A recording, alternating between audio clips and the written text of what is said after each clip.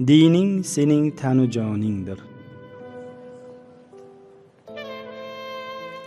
Hasan Basri rahmatullohi alayhi aytadilar: Ey odamzod, dining sening go'shtingdir, qoningdir.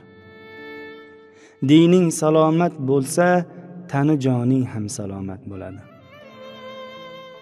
Alloh saqlasin. Dining salomat bo'lmasa, sen uchun o'chmaydigan jahannam, chirimaydigan jasad, vafot etmaydigan jonga aylanadi. Izoh: kim dini uchun kuyinsa, dinini salomat saqlashga urinsa, haqiqiy mo'min musulmon, haqiqiy baxtiyor inson bo'ladi.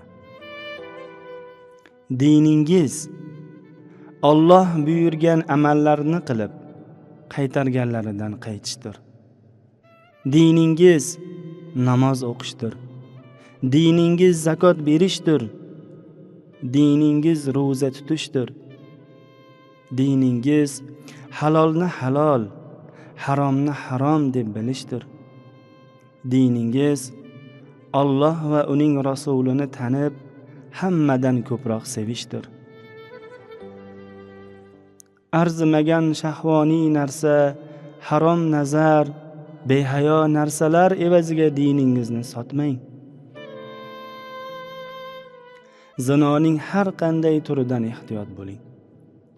Mol dunyo, millionlar, milliardlar evaziga diningizni sotmang. Mansabni, rahbarlikni deb diningizdan kechmang. Haqiqiy mo'min musulmon dinini hamma narsadan ustun qo'yadi.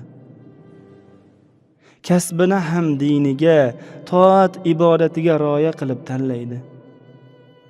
Kasb tanlab olib, ibodatimni qila olmayapman, vaqtimga to'g'ri kelmayapti demaydi.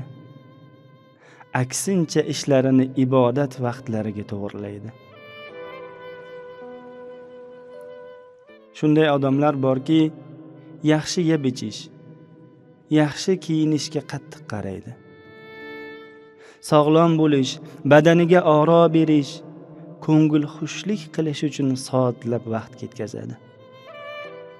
Buning uchun doim esa vaqt topiladi. Lekin badanidan ham, qonidan ham afzal bo'lgan diniga kelganda vaqt topa olmaydi. Dinini o'rganishga harakat ham qilmaydi. Dinni eng oxirgi navbatga surib qo'yadi. Diniga putur yetsa, zaiflashsa, kasal bo'lsa parvo ham qilmaydi. Dini salomat qolishiga jonini kuydirmaydi ham. Bunday odam ro'parasidagi shahvoniy narsalar uchun ko'p foyda keltiradigan, lekin harom yo'l bilan keladigan tijorat uchun mansabini saqlab qolish, rahbarlik kursisida qolish uchun dinini ham sotib yuboradi. Kim shunday ahvolga tushib qolgan bo'lsa, darhol o'zini o'nglab, dinini salomat saqlashi kerak bo'ladi. Shuni unutmangki, dinimiz salomat bo'lsagina barcha ishlarimiz salomat bo'ladi. Dinimiz salomat bo'lmasa, birorta ishimiz yaxshi bo'lmaydi.